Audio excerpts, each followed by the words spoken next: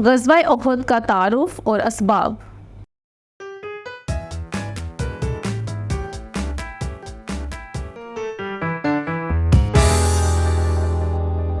السلام علیکم عزیز طلبہ و طالبات، میں آپ سب کو مون لائٹ انٹرنیشنل پبلشر کے ڈیجیٹل تعلیمی پلیٹ فارم پر خوش آمدید کہتی ہوں۔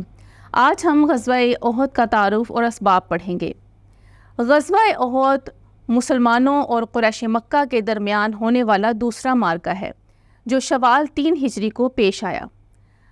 مدینہ منورہ کے قریب احد نامی پہاڑ ہے جہاں یہ جنگ ہوئی، اس لیے اسی نسبت سے اس کو غزوہ احد کہا جاتا ہے۔ آئیے اب ہم اس کے اسباب دیکھتے ہیں۔ سب سے پہلا سبب تو یہی تھا کہ قریش مکہ کو مسلمانوں سے دشمنی تھی اور وہ ان سے حسد اور عناد رکھتے تھے، جس کی وجہ سے وہ مسلمانوں پر دوبارہ حملہ آور ہونا چاہتے تھے۔ اس کے علاوہ غزوہ بدر جو 2 ہجری میں پیش آیا، اس میں قریش مکہ کو بہت بری طرح سے شکست کا سامنا کرنا پڑا۔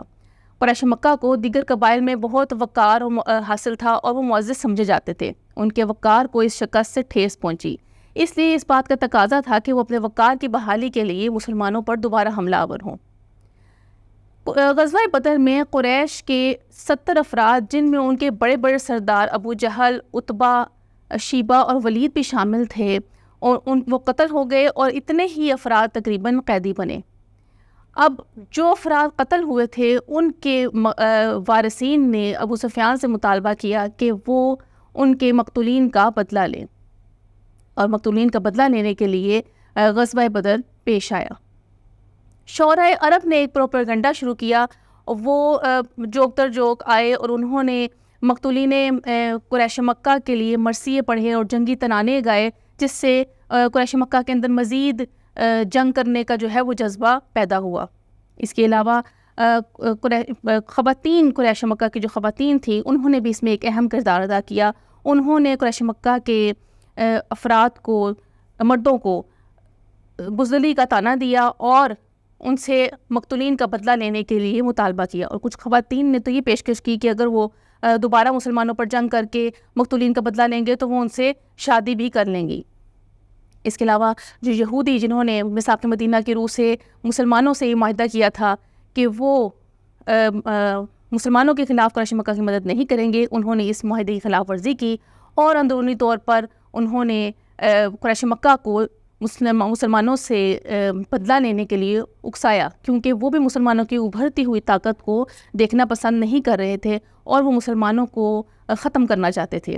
اور اس مقصد کے لیے کعب بن اشرف جو یہودی سردار تھا وہ مکہ آیا اور اس نے قریش مکہ کو جنگ کے لیے آمادہ کیا۔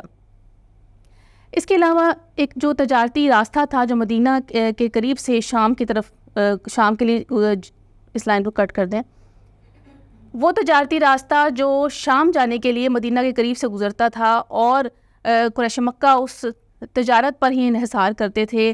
اب غزوہ بدر کے بعد قریش مکہ کو اس بات کا خطرہ ہوا کہ کہیں وہ ان کا تجارتی راستہ بند نہ کر دیں، اس لیے اپنے تجارتی راستوں کو محفوظ کرنے کے لیے وہ مسلمانوں کے اوپر مزید ایک جنگ مسلط کرنا چاہتے تھے۔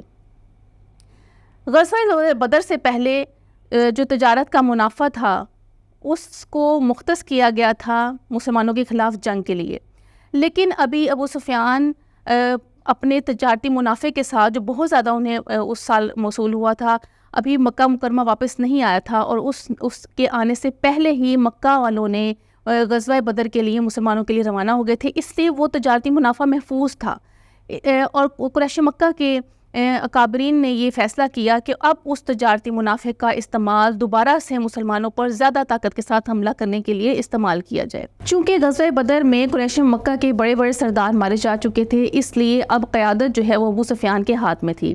اس نے قریش مکہ سے وعدہ کیا کہ اب وہ مسلمانوں سے بدلہ لیے بغیر چین سے نہیں بیٹھیں گے، لہٰذا ابو سفیان 200 گھڑ سواروں کے ساتھ یہودیوں کے سردار کے کہنے پر مدینہ منورہ کے قریب ایک چراگاہ پر حملہ کرنے کے لیے گیا، اور وہاں پر تمام گھاس کے ذخیرے کو اور مکانات کو آگ لگا کر واپس روانہ ہو گیا، اور نبی کریم صلی اللہ علیہ وسلم اس کے تعاقب میں نکلے لیکن وہ وہاں سے جا چکا تھا، لہٰذا یہ بھی ایک غزوہ احد کا سبب بنا۔